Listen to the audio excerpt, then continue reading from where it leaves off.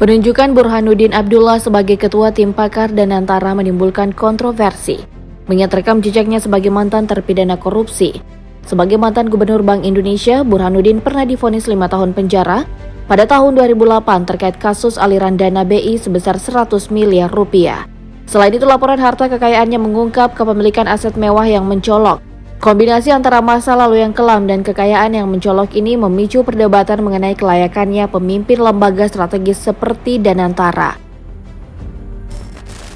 Danantara adalah lembaga pengelola dana investasi nasional yang memiliki kewenangan besar dalam pengelolaan aset negara dan investasi strategis, mencakup berbagai sektor penting seperti infrastruktur, energi, dan industri manufaktur.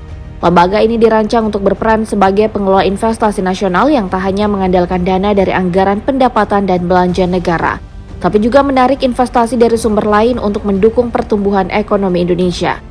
Dalam perjalanannya, Danantara berkembang menjadi salah satu institusi investasi terkemuka yang mengelola proyek-proyek berskala besar, baik di sektor publik maupun swasta. Dengan kredibilitas dan pengaruh yang besar, lembaga ini menjadi faktor kunci dalam menentukan arah kebijakan investasi jangka panjang di Indonesia. Namun kontroversi mencuat ketika posisi pucuk pimpinan yang memiliki peran krusial dalam pengambilan keputusan strategis diamanahkan kepada Burhanuddin Abdullah, mantan Gubernur Bank Indonesia yang pernah terjerat kasus korupsi. Keputusan ini menimbulkan banyak pertanyaan di kalangan masyarakat dan pengamat kebijakan publik yang mempertanyakan, apakah individu dengan latar belakang seperti itu masih layak memegang tanggung jawab sebesar ini? Pengamat politik Deddy Kurniasyah mengkritisi keputusan ini dengan menyatakan, sosok yang tak berintegritas dan memiliki rekam jejak kasus justru menjadi tokoh kunci di Danantara.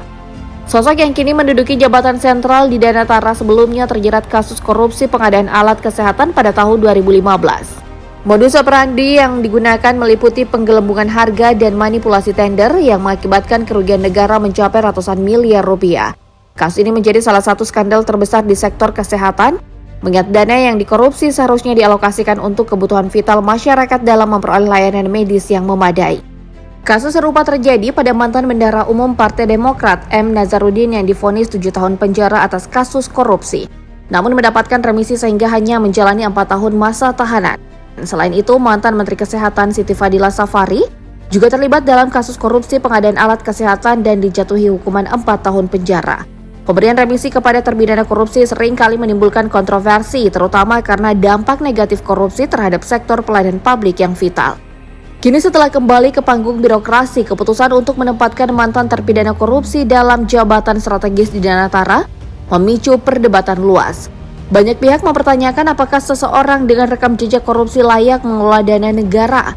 Mengingat resiko penyalahgunaan wewenang di posisi tersebut sangat besar, sejumlah pakar hukum dan pemerhati kebijakan publik menilai bahwa pengangkatan ini bisa melemahkan keberdayaan masyarakat terhadap komitmen negara dalam pemberantasan korupsi serta memperkuat persepsi bahwa sistem pemerintahan masih memberikan ruang bagi mantan koruptor untuk kembali berkuasa tanpa sanksi sosial yang berarti. Berdasarkan laporan harta kekayaan penyelenggara negara yang terakhir dilaporkan sebelum vonisnya, individu ini tercatat memiliki total kekayaan yang mencapai lebih dari 150 miliar rupiah.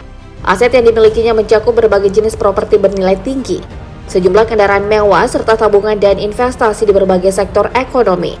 Sebagian dari kekayaan tersebut disebut berasal dari bisnis yang diklaim telah ia jalankan sebelum menjabat sebagai pejabat publik, namun ada pula pertanyaan mengenai transparansi pelaporan dan apakah semua aset tersebut benar-benar diperoleh dengan cara yang sah. Meski pernah mendekam di balik jeruji besi akibat tindak pidana korupsi yang merugikan negara dalam jumlah besar, fakta mengejutkan justru terungkap bahwa harta kekayaannya mengalami peningkatan signifikan setelah bebas dari penjara. Fenomena ini menimbulkan tanda tanya besar di kalangan masyarakat dan pemerhati kebijakan publik dari mana sumber kekayaannya. Apakah ada aset yang tak terungkap dalam proses hukum sebelumnya? Ataukah terdapat jejaring bisnis yang terus mengalirkan keuntungan meski ia tengah menjalani hukuman? Peningkatan kekayaan yang mencurigakan ini semakin menambah daftar panjang kontroversi terkait pengangkatan kembali mantan narapidana korupsi ke polisi strategis dalam pemerintahan dan lembaga negara. Dalam laporan harta kekayaan penyelenggara negara, beberapa pejabat Indonesia tercatat memiliki koleksi mobil mewah dengan total nilai mencapai miliaran rupiah. Misalnya, Menteri Pariwisata Widianti Putri Wardana memiliki 7 mobil mewah, termasuk Bentley Continental GT dan Mercedes-Benz S63. dengan total nilai mencapai miliaran rupiah. Koleksi mobil mewah ini mencapai sorotan publik dan menuai banyak pertanyaan, mengingat gaji resmi sebagai pejabat negara tak sebanding dengan jumlah dan nilai kendaraan yang dimiliki.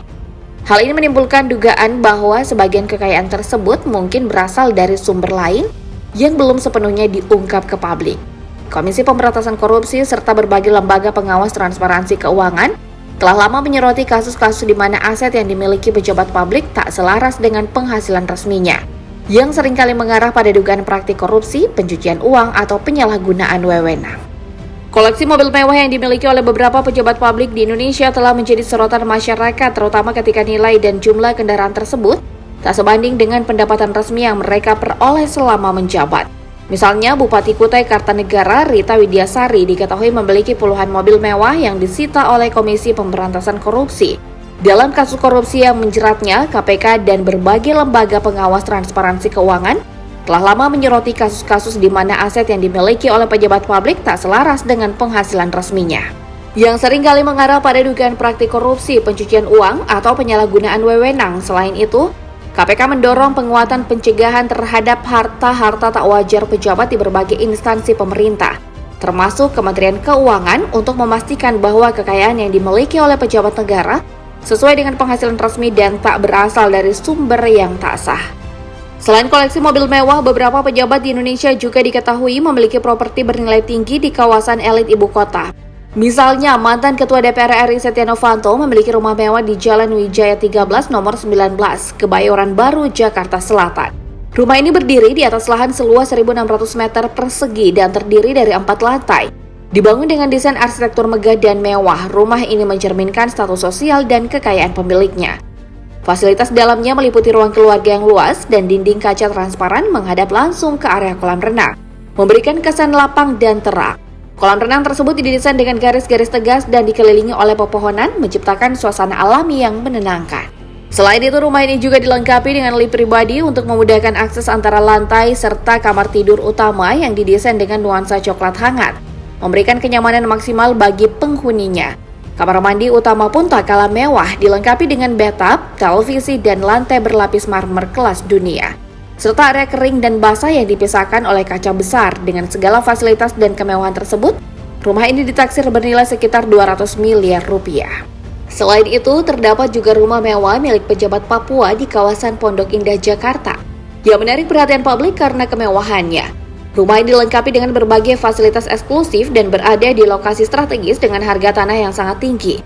Pondok Indah dikenal sebagai salah satu daerah elit di Jakarta karena rata-rata penghuninya berstatus selebritas, pejabat, dan pengusaha terkenal.